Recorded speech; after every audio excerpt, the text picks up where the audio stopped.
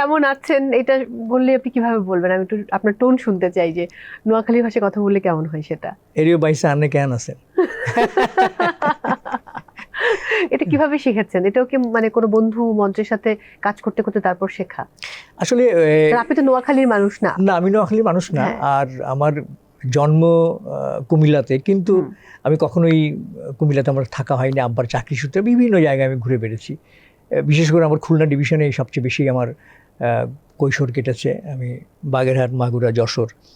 তো যে কারণে আমি আমার কুমিল্লার ল্যাঙ্গুয়েজ থেকে শুরু করে মানে ওই বিষয়গুলো আমার মাথার মধ্যে ছিল না।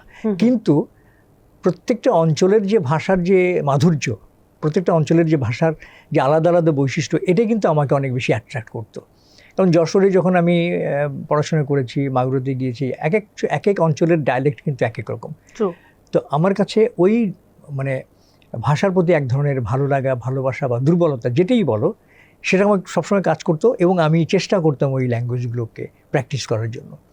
যে কারণে আমার বরিশালের ল্যাঙ্গুয়েজও আমার কাছে ভালো লাগে। আমি বরিশালের ভাষা অনেক নাটক করেছি।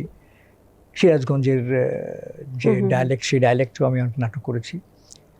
অনেকে মনে করে যে আমার দেশের বাড়ি সিরাজগঞ্জ, পাবনা।